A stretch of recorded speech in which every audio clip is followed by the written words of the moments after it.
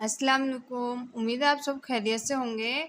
तो उर्दू ज़बान की चौथी किताब का आज पढ़ेंगे हम सबक नंबर 57। पाठ का नाम है सरकसी का शमरा। सरकसी का समरा। तो वीडियो को आप पूरा ज़रूर देखिए। वीडियो पसंद आए तो लाइक कीजिए। हमारे चैनल पर पहली बार आए तो प्लीज़ हमारे चैनल को सब्सक्राइब कर लीजिए और ज़्यादा से ज़्यादा इस वीडियो को अपने दोस्तों के साथ शेयर कर दीजिए। और हम इसी चैनल पर नूरानी कायदा की भी वीडियो अपलोड करते हैं। अगर आपने वो भी नहीं देखे हो तो उनका भी लिंक मैं नीचे डिस्क्रिप्शन बॉक्स में दे दूँगी, वहाँ से आप उन्हें भी पढ़ सकते हैं। तो आइए हम इस वीडियो को शुरू करते हैं। बिस्मिल्लाहिर्रहमानिर्रहीम। सरकसी का समरा। नंबर 1। एक रोज़ बदन के तमाम आज़ा मुत्फिक होकर मादे का गिला करने लगे। एक रोज़ बदन के तमाम अज़ा मुत्फिक होकर मादे का गिला करने लगे कि हम कमाते कमाते थक जाते हैं थक जाते हैं और ये निखट्टू मादा मुफ्त में हमारी कमाई हज़म कर जाता है। और ये निखट्टू मादा मुफ्त में हमारी कमाई हज़म कर जाता है। आगे सब ने इसकी अताअत करना सरकसी की। आके सब ने इसकी अताअत से सरकसी की। पाँव ने रफ्तार हाथों का कारोबार तर्क किया। पाँव ने रफ्तार हाथों का कारोबार तर्क किया। आँखें ने बसारत से आँख चुराई। आँखों ने बसारत से आँख चुराई। कान समाअत से बेबहरा हो गए और कान शमात से बेबहरा हो गए। नाक ने सूंघना ज़बान ने चखना छोड़ दिया। नाक ने सूंघना ज़बान ने चखना छोड़ दिया। नंबर 2। जब आज़ा की नाफरमानी इस हद को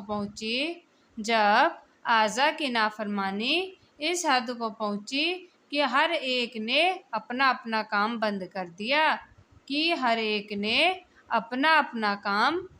कर दिया तो गरीब मादे को ग़िज़ा कहाँ से मैसर होती।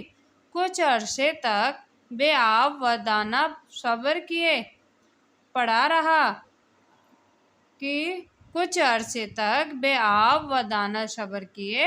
पड़ा रहा। आखिरकार हर एक अज़ो को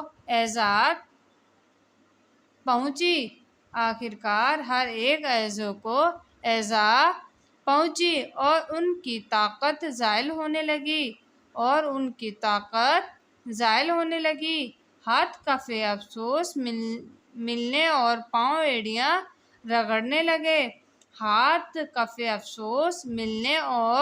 पाँव एड़ियाँ रगड़ने लगे। आँख ने रोना चीखना शुरू कर दिया।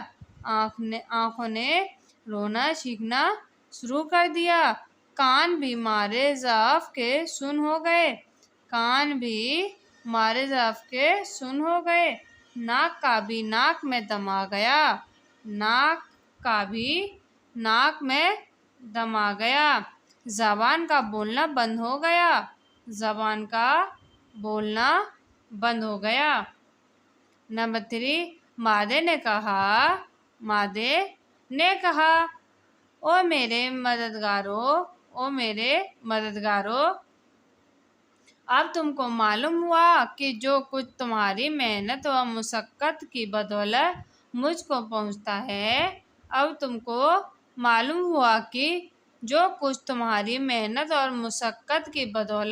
मुझको पहुँचता था वो ज़ायगा नहीं जाता था बल्कि खुद तुम्हारी ही सर्फ में आता था। जो ग़िज़ा तुम मुझको देते थे, जो ग़िज़ा तुम मुझको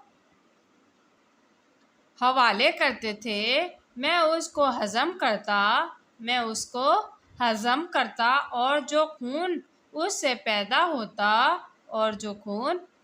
पैदा होता वो रोगों के वसीले से कुल अज़ा में हिस्से में رشت تقسیم ہو جاتا تھا اور جو خون اس سے پیدا ہوتا وہ رگوں کے وسیلے سے کل اعضاء میں حصوں رشت تقسیم ہو جاتا تھا۔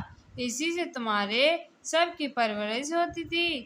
اسی سے تمہاری سب کی پرورش ہوتی تھی۔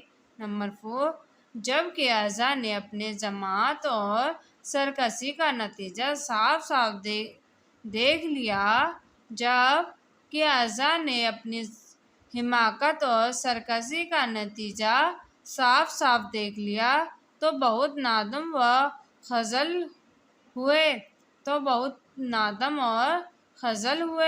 اور توبہ کی کہ آئندہ ایسی خطا نہ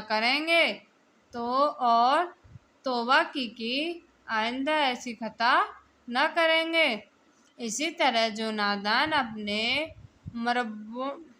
مربیوں اور آقاؤں کی اطاعت و خدمت کو صبر سمجھتے ہیں، اسی طرح جو جوان اپنے مربیوں اور آقاؤں کی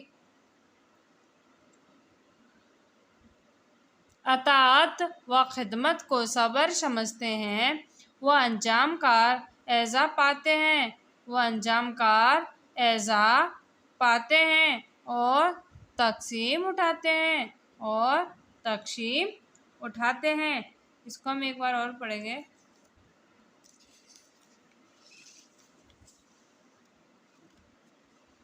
ایک روز بدن کے تمام اعضاء متفق ہو کر معدے کے غلہ کرنے لگے۔ ہم کماتے کماتے تھک جاتے ہیں اور یہ نکھٹا معدہ مفت میں ہماری کمائی ہضم کر جاتا ہے۔ آخر سب نے اس کی اطاعت سے سرکشی کی۔ پاؤں نے رفتار، ہاتھوں کا کاروبار ترک کیا، آنکھوں نے بشارت سے آنکھ چرائی، کان حماقت سے بے بہرا ہو گیا، ناک نے سونگھنا، زبان نے چکھنا چھوڑ دیا۔ جب اعضاء کی نافرمانی اس حد کو پہنچی کہ ہر ایک نے اپنا اپنا کام بند کر دیا تو غریب معدے کو غذا کہاں سے میسر ہوتی؟ کچھ عرصے تک بے آب و دانہ شور کیے پڑا رہا۔ آخر ایک روز اعضاء کی اجازت پہنچی اور ان کی طاقت زائل ہونے لگی۔ ہاتھ کف افسوس ملنے اور پاؤں ایڑیاں رگڑنے لگے۔ آنکھوں نے رونا چیخنا شروع کر دیا، کان بھی مارے ضعف کے سن ہو گئے، ناک کا بھی ناک میں دم آ گیا، زبان کا بولنا بند ہو گیا۔ معدے نے کہا، او میرے مددگاروں، اب تم کو معلوم ہوا کہ جو کچھ تمہاری محنت و مشقت کی بدولت مجھ کو پہنچتا تھا وہ رائے گاں نہیں جاتا تھا بلکہ خود تمہارے ہی صرف میں آتا تھا۔